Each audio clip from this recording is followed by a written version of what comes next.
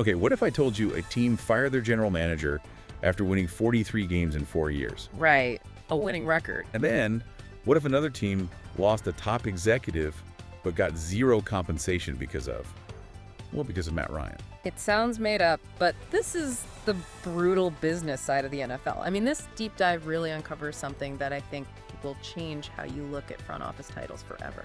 Welcome to the Deep Dive. It is Saturday, January 31st, 2026, and we are your insiders, here to break down the wire. We're sifting through all the noise for you. And today is absolutely packed. We have a critical update on Drake Maye's health that isn't quite what it seems, a coaching carousel that is spinning faster than usual. Oh, much faster. And a business story that exposes this massive loophole in the league rules.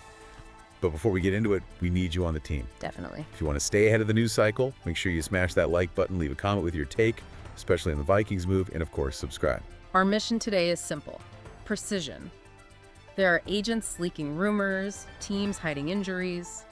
The wire is a mess. So we're here to find the signal in that noise. Let's get right to it, starting with the immediate on-field impact.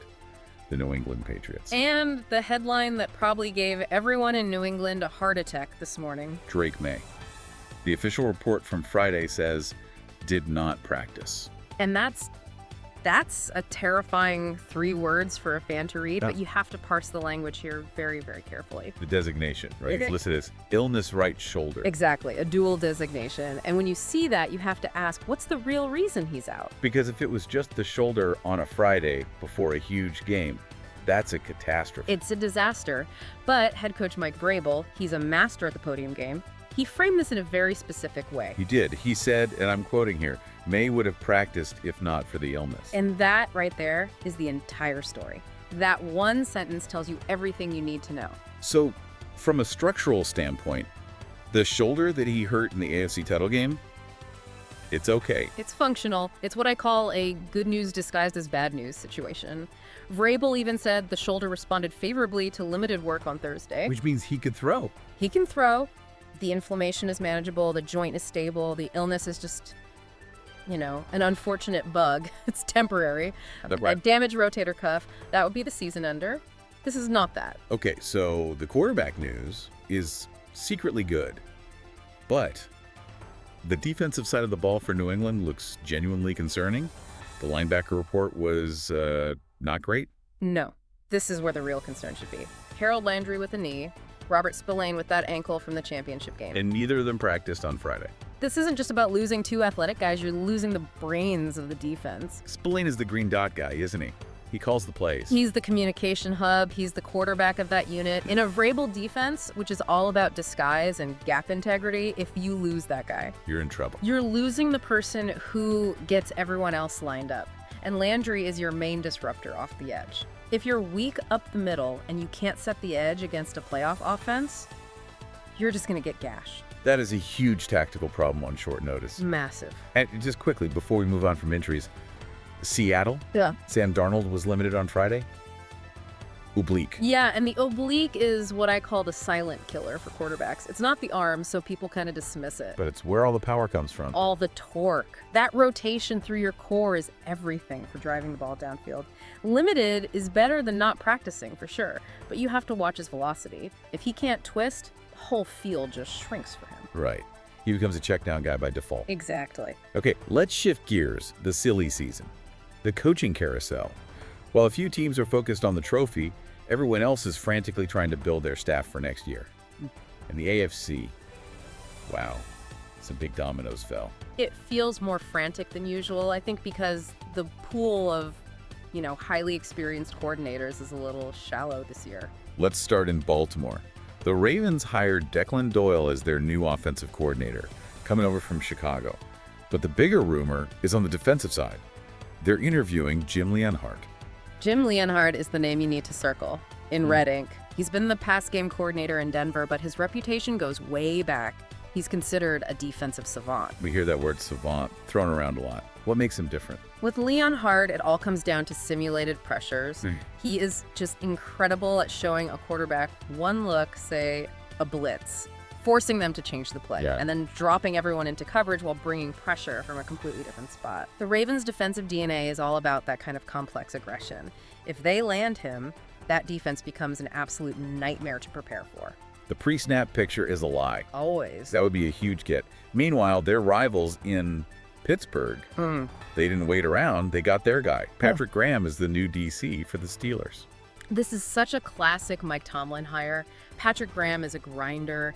He's been with the Raiders, the Giants, the Patriots. He runs a heavy, disciplined, versatile scheme. It feels like a culture fit more than anything. The Steelers don't usually go for the hotshot young innovator. Exactly. They go for the guy who can command a room. Graham is a teacher. And for a Steelers defense that is always talented but sometimes lacks that week-to-week consistency, he brings stability. He raises the floor of that whole unit. Okay, moving over to the AFC East. Buffalo. The Bills made a move that I think a lot of casual fans might have missed, but it's really, really significant. Pete Carmichael Jr. is their new OC under Joe Brady. This is the adult in the room hire. That's not a knock on Joe Brady, who is brilliant, but Brady is the head coach now. He can't do everything. He has to manage the whole team. Bringing in Pete Carmichael, who ran that Saints offense for years with Sean Payton and Drew Brees, that gives you an incredible wealth of experience in play calling and game planning. So Carmichael is there to be the mechanic. The mechanic, the sounding board.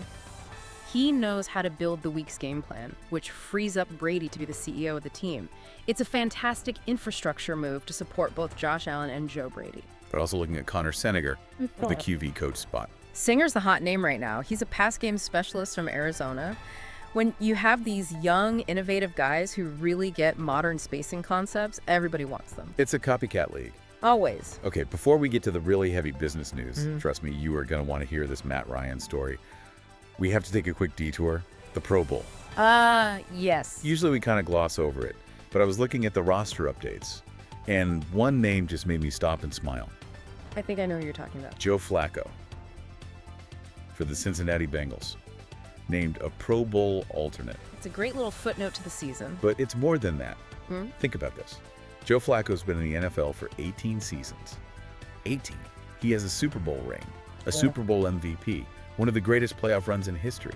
This is his first time ever being named to a Pro Bowl roster. It's statistically bizarre, isn't it? It just speaks to the strange arc of his career. He was always this guy who was, just good enough in the regular season, and then he'd turn into a fire-breathing dragon in January. And the Pro Bowl is a regular season award. Right. He was never a stats guy. He was a wins guy. It's wild that it took 18 years. It really speaks to his perseverance. It's a great story. Okay, also, Jalen Hurts was added to the Eagles, and the Niners picked up Eli Apple. But let's pivot now. We promised you the brutal business side of the NFL. And it doesn't get much more brutal than this. Let's start in Minnesota. The news broke. The Vikings fired their general manager, Kwesi Adofo-Mensah. Right. And you look at his record. That's the thing. If you just look at the box score of his time there, this makes absolutely no sense. 4 seasons, a record of 43 wins and 25 losses. That's a winning percentage over 63%. In almost any other time in football history, that gets you a big contract extension. So what on earth happened? How do you win nearly 2/3 of your games and get fired? This is the big shift we're seeing in what owners want. It's not about being competitive anymore. It's about having championship viability. Meaning, the Vikings ownership looked at the roster, they looked at the playoff results, and they decided that while the floor of the team was high, the ceiling was capped. They didn't see a realistic path to a Super Bowl with him in charge. So good isn't good enough. Good is the new bad. It's a ruthless metric. If you're not a true contender for the ring, you're failing. It sends a chilling message to every other GM. Go 11-6 and lose in the wild card round. You might want to pack your bags. If that's ruthless, this next story involving the Bears and the Falcons is, diabolical. It's a masterclass in exploiting the rulebook, truly. Okay, let's break this down slowly because it's complicated. The Chicago Bears had a highly regarded executive, Ian Cunningham. A rising star.